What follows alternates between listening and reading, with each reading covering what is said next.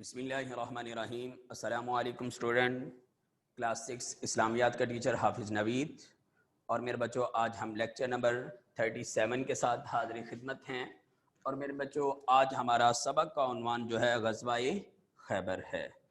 اور میرے بچوں، سبق غزوہ خیبر کی ریڈنگ کرنے ہم جا رہے ہیں۔ کتاب کا پیج نمبر 34 ہے۔ جی، عربی میں خیبر کا لفظ قلعے کے معنی میں آتا ہے۔ مدینہ منورہ سے تقریباً 320 کلومیٹر دور شمال کی جانب یہود کے بہت سے جنگی قلعے تھے۔ ان قلعوں کی نسبت سے اس علاقے کو خیبر کہتے تھے۔ عرب بر کے یہودی ان قلعوں میں آ کر جمع ہو گئے تھے۔ وہ اسلام سے دشمنی رکھتے تھے، وہ ہر صورت میں اسلام کو نقصان پہنچانا چاہتے تھے۔ چنانچہ انہوں نے طے کیا کہ عرب کے دوسرے مشرک قبائل کو ساتھ ملا کر مدینہ منورہ پر چڑھائی کر کے اسلام کو ہمیشہ کے لیے دنیا سے ختم کر دیا جائے۔ حضور اکرم صلی اللہ علیہ وسلم کو ان کی سازشوں کا علم ہوا تو آپ صلی اللہ علیہ وسلم نے محرم سن 7 ہجری میں خود ان کا قلع کما کرنے کا ارادہ فرمایا اور صلح حدیبیہ میں شامل صحابہ کرام علیہم الرضوان کو ہمراہ لے کر خیبر کی طرف روانہ ہوئے۔ حضور اکرم صلی اللہ علیہ وسلم کے ہمراہ 1400 صحابہ کرام رضی اللہ تعالی عنہم تھے، جن میں سے صرف 300 سوار تھے، باقی سارا لشکر پیدل تھا۔ خیبر میں یہودیوں کے 6 مضبوط قلعے تھے، جن میں ان کے 20,000 جنگجو موجود تھے۔ عرب کا مشہور بہادر مرہب بھی یہی موجود تھا، ان کے قلعے کا نام قاموس تھا۔ یہودیوں کو مسلمانوں کی پیش قدمی کی خبر ہو چکی تھی۔ انہوں نے اپنا تمام جنگی سامان اور رسد کا ذخیرہ اپنے سب سے مضبوط قلعے نعم میں جمع کر دیا۔ حضور اکرم صلی اللہ علیہ وسلم نے سب سے پہلے نعم پر ہی قبضہ کیا۔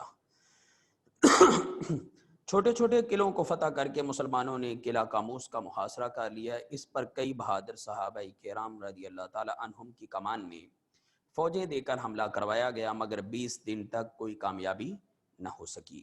ایک دن حضور اکرم صلی اللہ علیہ وسلم نے فرمایا، کل میں ایک ایسے شخص کے ہاتھ جھنڈا دوں گا جو اللہ تعالیٰ اور اس کے رسول صلی اللہ علیہ وسلم سے محبت کرتا ہے، اور اللہ تعالیٰ اور اس کا رسول صلی اللہ علیہ وسلم اس سے محبت رکھتے ہیں۔ تمام مسلمانوں کے دل میں شوق پیدا ہوا کہ دیکھیں وہ کون خوش نصیب ہے جسے کل علم عطا ہوگا۔ علم کہتے ہیں میرے بچوں جھنڈے کو۔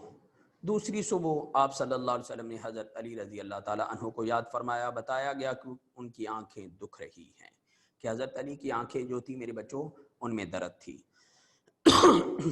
آپ صلی اللہ علیہ وسلم نے اسی حالت میں حاضر ہونے کا حکم دیا۔ جب حضرت علی رضی اللہ تعالیٰ عنہ خدمت اقدس میں حاضر ہوئے تو آپ صلی اللہ علیہ وسلم نے اپنا لعاب دہن کہتے ہیں تھوک کو، کہ نبی پاک صلی اللہ علیہ وسلم نے اپنی تھوک مبارک حضرت علی کی آنکھ پر لگا دی، ان کی آنکھوں پر لگایا، جس سے ان کی آنکھیں فوراً ٹھیک ہو گئیں۔